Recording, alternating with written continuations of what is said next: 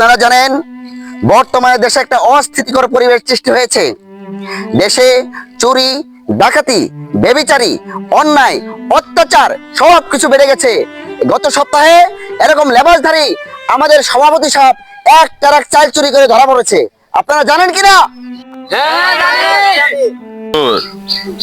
চাকরি থাকবো না বলে না না না না, মানে আমি এরকম উদাহরণ দিয়ে বলছিলাম, এরকম লেবাসধারী অনেক লোক কিন্তু দেশের মধ্যে ছড়িয়ে ছিটিয়ে আছে।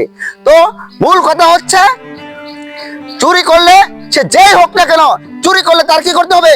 হাত কেটে দিতে হবে। হাদিসে আছে যে ব্যক্তি চুরি করবে তার হাত কর্তন করতে হবে। ঠিক আছে? মুল্লা সাহেব রাখেন আপনার ওয়াজ। আপনার ছেলে আমার নারিকেল চুরি করে খাইছে, আগে আর কি করবেন করেন। আমার পোলাই ডাব চুরি করছে, যে কোনো একটা বুদ্ধিতে তো আমার পোলারে বাঁচাইতেই হবো।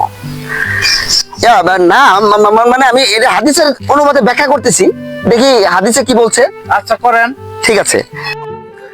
ওমান কুরআনা, চুরি করছে নারকেলের ঝুনা, মোল্লার পোলা করলে চুরি হয় না কোনো গুনাহ, হয় না জরিমানা।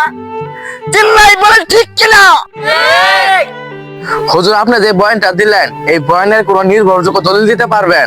আপনি আরবিতে একটা কথা বললেন, আমরা বিশ্বাস করেন না, ভণ্ডামি পাইছেন আপনি।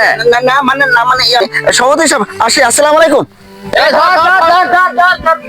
আজ সমাজের এসব ভণ্ড কাঠমোলাদের জন্য ভালো আলেমেরা দাম পাচ্ছে না। এরা নিজেদের সুবিধার জন্য মন গড়া ফতোয়া দেয়, যা সমাজের মাঝে বিভ্রান্তিকর।